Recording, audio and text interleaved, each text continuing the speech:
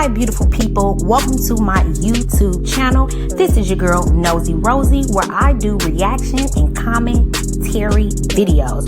We are gathered today for another reaction video. Remember, this video is for entertainment purposes only, covered by fair use. Please be kind to everyone, everywhere, especially in the comment section. Please do not show hate to anybody. Okay, with that being said, like, comment, and subscribe to the channel.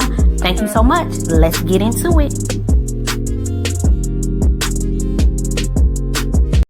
Hey, beautiful people. This is your girl, Nosy Rosie, and I am back. With another reaction video, okay?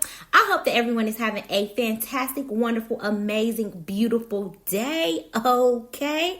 All right, y'all. So today, I will be doing a reaction video on Liv's ex, Mr. JERROD Webb. Okay, so he did a IG live, right?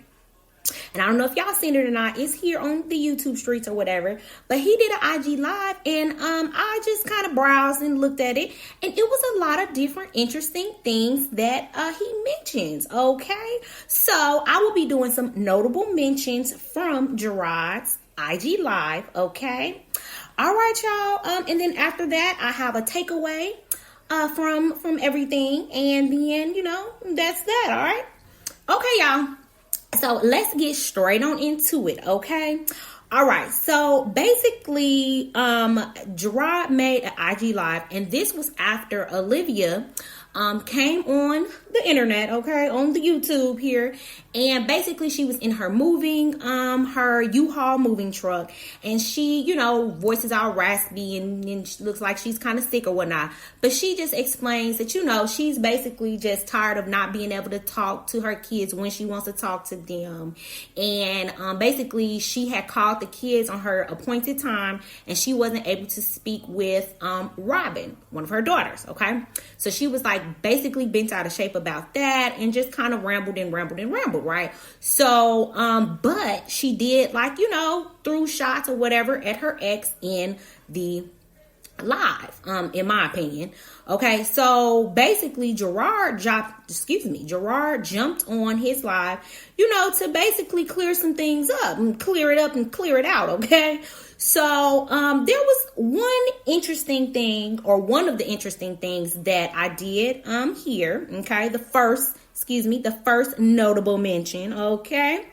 So basically JERROD said that there's an app that him and Olivia use to communicate about, like, all of the important information dealing with the kids, like schedules, fundraisers, extracurricular activities, locations, etc., right? And he said that the courts and the lawyers can see all of the communication inside the app, right?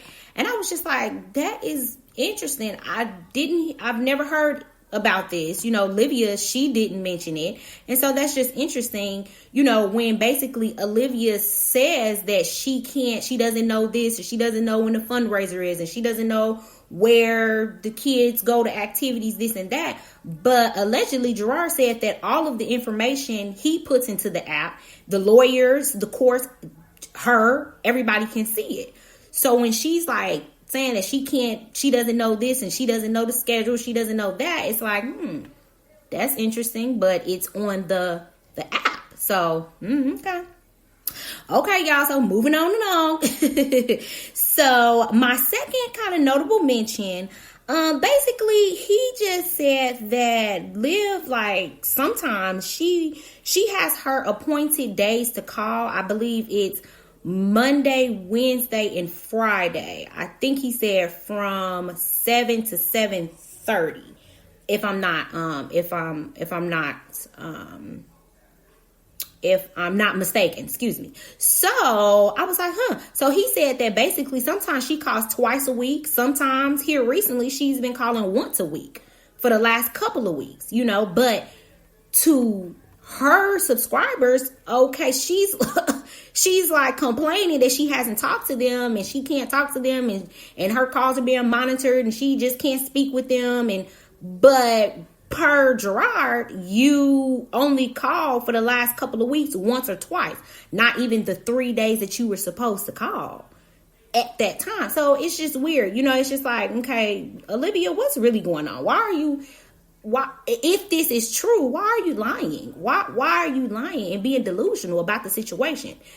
You call them when you're supposed to call them, and then you can talk to them. Now, maybe you can't speak to every child at that moment because maybe they're doing something, they're at an activity, a game, or whatever, but call and talk to your children like you say that you want to do. Okay. So, all right. So we'll leave that there. So, another interesting kind of like, little point or whatever. Gerard said that Christian has practice now from 6 to 7:30. And Gerard basically says that he, because it's from 6 to 7:30 in her time on one of those days, or from 7 to 7:30, he's in practice. So what Gerard tries to do is call her before the practice so that she can speak to him, Christian, speak to the kids or whatnot. But when he tries to do that, she doesn't pick up the phone, and then she may text back like, "What's up?" And he's like, okay, well, girl, I'm not trying to talk to you. Your kids want to talk to you. So I'm trying to get in touch with you, especially before Christian's practice, because you're not going to be able to talk to him on that designated time because he's in football practice, right? Makes sense to me. Okay, call before he goes into practice so you can't talk to him, right? That makes sense. But apparently Olivia is not having that, and she's just like, that's not something that she wants to do. She only wants to talk to the kids on her designated days and designated times per Gerard, right? Okay.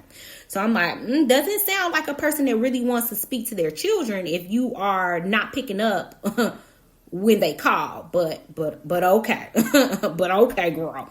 So, all right, moving on along to my fourth notable mention.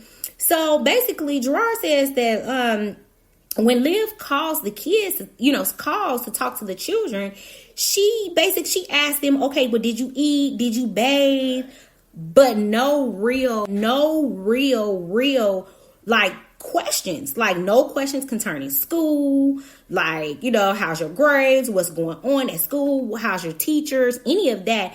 It's basically just like the kids, did you eat? Oh, and he was like something like, oh, okay, well, she says, oh, well, it's 7:00, you haven't eaten yet? And he's like, no, they haven't eaten. We just came from practice, just came from extracurricular activities. They're about to eat and take a bath and go to bed, and so they can get up for school in the morning. You know what I mean? Like, like they were supposed to do in your custody. I was like, oh, Lord.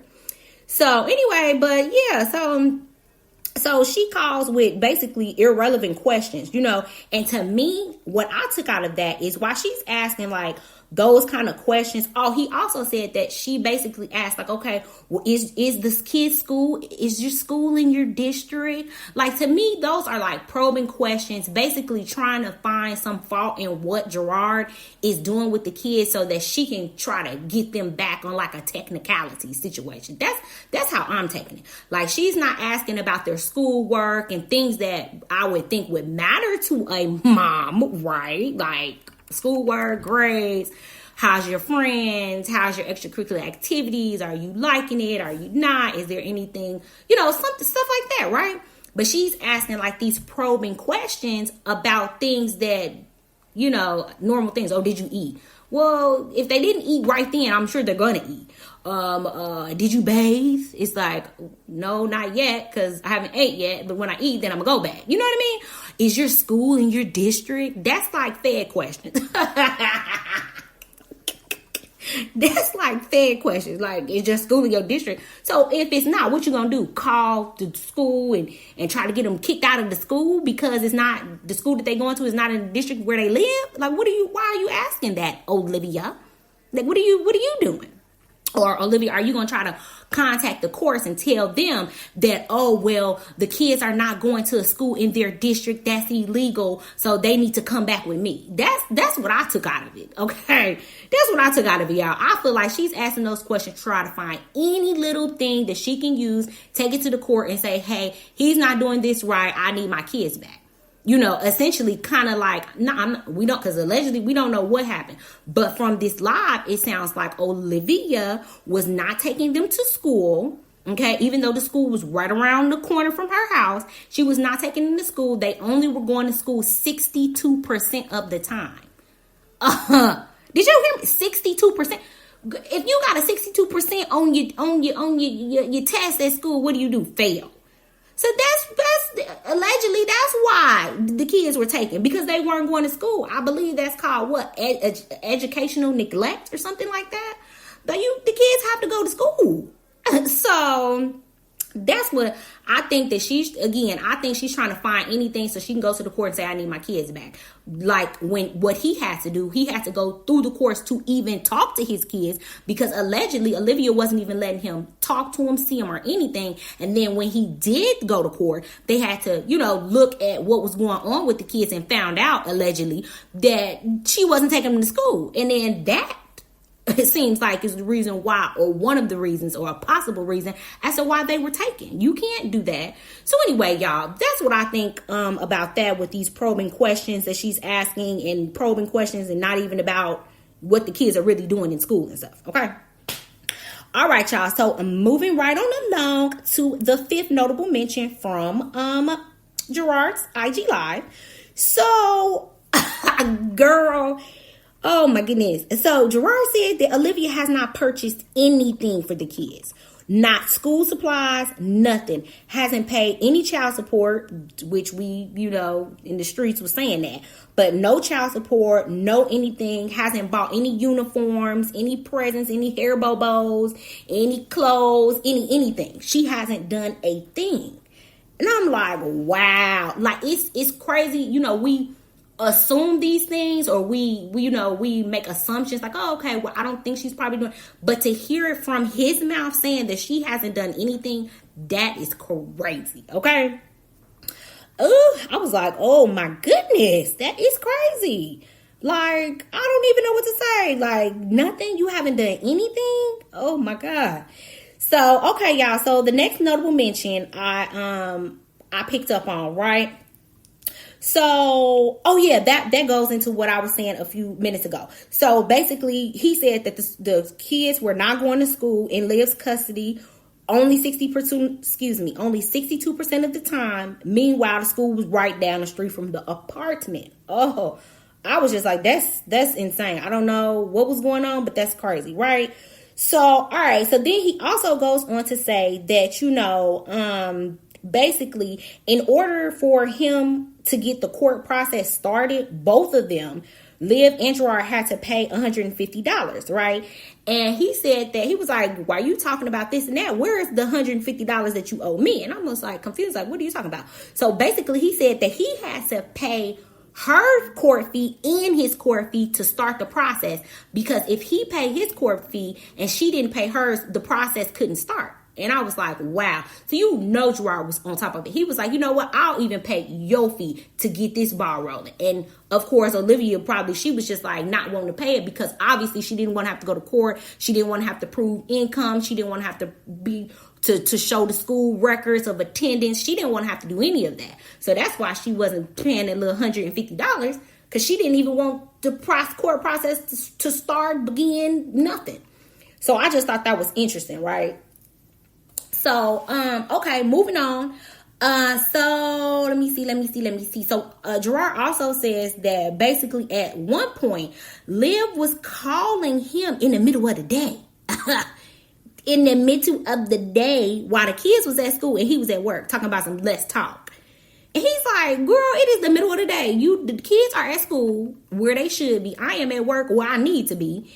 And what we talking about? It's what, girl, it's nothing to talk about. Like, please call on your designated day, your appointed day, ma'am. Have a blessed day. And that's kind of what he said. So I was like, interesting. Okay, Olivia, not bothered, not worried about him, but calling him in the middle of the day. But okay, y'all. So, all right. So another one, right? Another notable mention. So, according to Gerard, he basically explains that, if the kids are in extracurricular activities or whatnot on her time and date of her appointed time to speak with the kids, that it is what it is. Like, he can't take them out of their extracurricular activities just to speak with her for that 30 minutes for the 3 times a week, right? And he says that the court explained that to her as well. So it's really no need for her to get upset if you can't talk to one of the kids on that day because they're at, just say, for example, at gymnastics. It is what it is. You can't, it's not, he's not doing anything wrong. He said that he spoke with his lawyer and the courts explained that to her, and her lawyer should have explained that as well. It is what it is. And maybe all 3 children cannot talk at one time because they're doing things. Okay. So he just shut that down too. He was like, listen, per the court, what he's doing is correct, period. And I was like, okay, talk your talk then. But he then goes on to say that, Olivia basically, if the kids can't talk at that time or they're doing something, Olivia demands to talk to the kids after the activity. Like, okay, say Christian is in football practice. Like, well, Olivia's like, well, make sure you have Christian call me when he's out. And then Gerard was like, girl, please. He is going to eat, take a bath and go to bed. Then he got to wake up for school in the morning at 6 o'clock in the morning. No. And Gerard says that he does try to call before the activities or whatever, so that she can speak to the children before, but she's always busy when he calls. Oh, I'm busy. I can't talk right now. I'm working. I'm doing this. I'm doing that. Gerard's like, girl, what job do you have? What job do you have? Okay, where is that at? Because you owe me money. So what job are you working? Okay, so they can garnish the little wage. But no, I added that in, y'all. But anyway, so I just thought that was interesting. Let me see what else. So another interesting little tidbit or notable mention. So Gerard did say that one time Olivia called the kids at 7:27 p.m. on her appointed day, knowing that her time ends at 7:30. So she only had 3 minutes to talk to the kids. And it's like, Olivia, now you all on this internet crying, huffing and puffing, and making it seem like you're being restricted and you can't talk to your kids, but you called them and you only had 3 minutes to talk. Like, what was you doing at 7 o'clock? Like, she's just making it seem like the world is against her when it's really her against herself. You know what I mean? Like, it's sad. I'm sorry if y'all hear something in the background. It's like football going on. So my husband's upstairs, honey, they're cackling and having a good old time, okay, with the boys. So I do apologize about that. But yeah, so I don't know. I was just like, Olivia, okay, girl. Okay, girl. Okay, girl. So anyways, okay. So the last little notable mention right there. Oh my God, it was so funny. So basically Gerard says, he's like, yeah, and Olivia mom calls and talks to the kids and she's always asking, did you get your protein in for today? And Gerard's like, Heifer, did they get their protein in? And he was like, no. Did you get your protein in? Because you looking a little palish. I was like, he was like, with your old wrinkled ass. I was